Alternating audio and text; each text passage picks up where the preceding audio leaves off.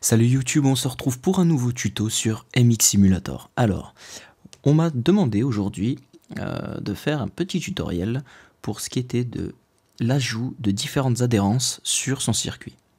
Donc vous allez voir que c'est pas si simple que ça. En fait, si on prend un track, par exemple celui-là qui est un Supercross c'est le Supercross australien 2015.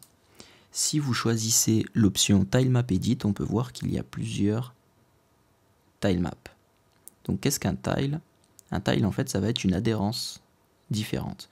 Donc on voit qu'il y a 0, 1 et 2. On peut en avoir presque autant qu'on voudrait. Pour les ajouter, les modifier, cela se passe dans le fichier tileinfo.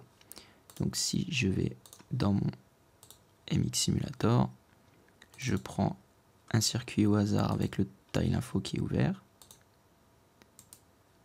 J'édite. On peut voir que le circuit 2012 Verb Outfield comporte 1, 2, 3, 4 adhérences. Je vais charger ce circuit. Donc 2012 Verb classique. Voilà. Et pendant que ça charge, je vais un petit peu vous expliquer comment ça fonctionne. Donc il y a un lien que je vais mettre dans la description qui vous permet d'avoir l'explication en anglais, mais donc je vais vous expliquer un petit peu en français. Il y a plusieurs lignes pour ajouter une adhérence. Donc on voit qu'il y a friction, donc généralement on a 2 voire plus de lignes pour friction. Roll resist avec des numéros derrière. Ensuite on a texture qui va correspondre en fait à l'apparence du tile. Donc il faut savoir que même si on rajoute toujours des textures après par-dessus, on met toujours des décals, en fait en dessous on a toujours, quand on peint la piste, on a toujours une couleur. Donc c'est effectivement cette couleur qui va apparaître. Ensuite on a roost, ça va être les différentes projections qui vont partir des roues lorsqu'on augmente son roost. Donc le roost, je rappelle que c'est dans Graphic Sound, Advanced Graphic, et ici on a Roost Density. Voilà, donc c'est toujours conseillé de le mettre à 0 parce que ça fait assez ramer, surtout quand on est à plusieurs. Donc ici, si je vais dans Tilemap, on peut voir qu'il y a effectivement 0, 1, 2 et 3. Moi, j'ai pas de couleur, donc je vais pas pouvoir voir les couleurs différentes. Et cela, pourquoi? Parce qu'en fait, si on va ici, on voit que ça fait référence à Redbud 2011 pour ces couleurs. Et la chose, c'est que moi, je n'ai pas le circuit Redbud 2011. Donc ce que je vais faire, c'est que je vais recharger le circuit de J, donc le Supercross australien 2015. Et donc on voit que la ligne friction, elle est suivie d'un coefficient de friction par rapport au slip speed, donc c'est à la vitesse de glisse. En dessous, il explique donc que ça paramètre en fait la friction par rapport à une vitesse de glissement. Donc là, ça va être en fait la résistance par rapport au frottement de la roue sur le sol. Cette valeur de friction,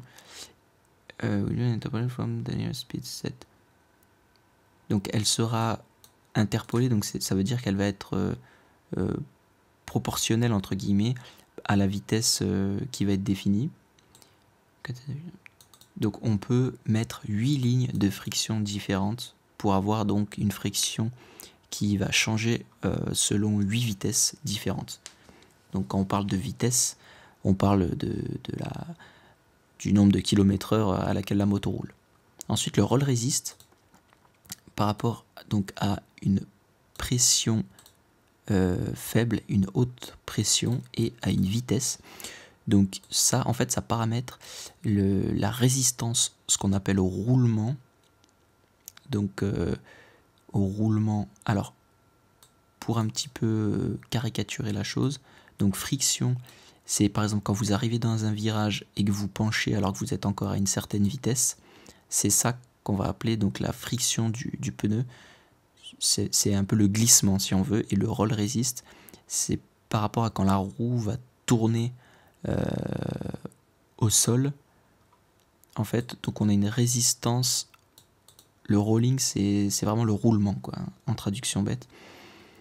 Donc, cette valeur est utilisée, donc c'est comme l'autre, hein, proportionnellement, et on peut en mettre 8. Ensuite, on a la texture. Donc ça, c'est ce que je vous expliquais juste avant avec cette ligne-là, avec le chemin de la texture. L'érode, alors toutes les lignes d'érode, je ne vais pas les expliquer parce que c'est un petit peu compliqué. C'est pour la déformation du terrain. C'est quelque chose qui marche pas en multijoueur et qu'on est très peu utilisé. Donc je ne vais pas expliquer, c'est assez compliqué. Ensuite, Roost. Alors Roost, c'est pareil, on voit qu'il y a tout un tas de paramètres. Donc c'est pour les projections. Donc ça, le mieux, c'est de prendre des projections déjà existantes et de les copier, de les adapter un petit peu à chaque circuit. Et ensuite, il faut toujours ajouter add tile, parce que si vous ne marquez pas add tile, ça va pas tout simplement pas s'ajouter en fait dans l'éditeur. Donc là, on va zoomer sur ce virage par exemple. Donc le virage juste avant l'arrivée du SX 2015, pour ceux qui s'en rappellent, quand on prenait l'intérieur, ça glissait un petit peu. Et bien là, en fait, si je prends l'outil Decals, si je le trouve, tac. Et en fait, ce que je vais faire, c'est que je vais enlever les textures. Donc pour ce faire, je me place en fait au-dessus du petit rond de texture et j'appuie sur la touche X. Pour ceux qui ne connaissent pas l'astuce. J'en enlève encore un peu. Voilà, donc en fait, ce que Jay a fait, c'est qu'il a créé une texture un petit peu comme si la terre n'avait pas séché. Une adhérence, je veux dire, pardon. Et dans le tilemap, on voit que ici, si je repeins par-dessus, c'est ni cette couleur ni celle-là, c'est la troisième, parce qu'en fait, il a donc créé cette troisième adhérence qui rendait le circuit plus glissant à ce moment-là. On peut facilement se douter que cette adhérence-là, c'est le sable. Donc si je vais vers le sable, voilà, je reprends les décals, et là c'est pareil, on en enlève un petit peu par ici. Et en fait, à partir d'ici, on est passé sur la texture terre classique. Voilà. Donc là, on va me dire, oui, mais c'est bien beau, comment je devine tout ça? Et ben en fait, ça se devine pas, hein, c'est vraiment difficile de mettre au point une bonne adhérence. Et c'est pour ça que, en fait, j'ai fait un fichier ici, que je vais vous mettre en lien dans la description de cette vidéo, et vous allez retrouver tout un tas d'adhérences de différents circuits. Par exemple, on voit Budds Creek, Southwick, donc Southwick, l'adhérence sable. On peut voir ici pour du béton, par exemple, pour le GP de Valkenswaard, Fermo, Selievo, Agueda, le SX 2015, tous les SX 2012. Donc quand vous voyez qu'il y a juste la friction, roll resist, tout ça, bah en fait vous prenez ça, par exemple. Et puis, donc là, vous savez que vous allez avoir l'adhérence de Budds Creek. Et puis vous, dans votre fichier tile-info, bah vous prenez des lignes qui sont déjà existantes d'un autre circuit, puis vous remplacez que le dessus, par exemple. Là, si je colle, je me suis raté. Ici, si je copie ça et que je le colle là, hop, voilà. Et du coup, je transforme ce tile-là, je le transforme avec l'adhérence de Budds Creek. Donc ce fichier-là, je vous le mets dans le lien de la description. Et puis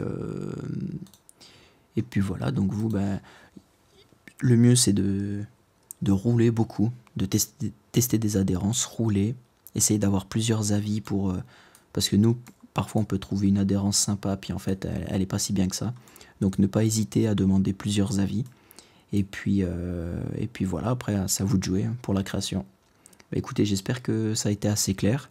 Et donc je vous dis à très bientôt sur la chaîne pour de nouveaux tutos. N'hésitez pas à vous abonner, à mettre un petit pouce bleu si ça vous a aidé. Et puis on se retrouve bientôt. Allez, ciao.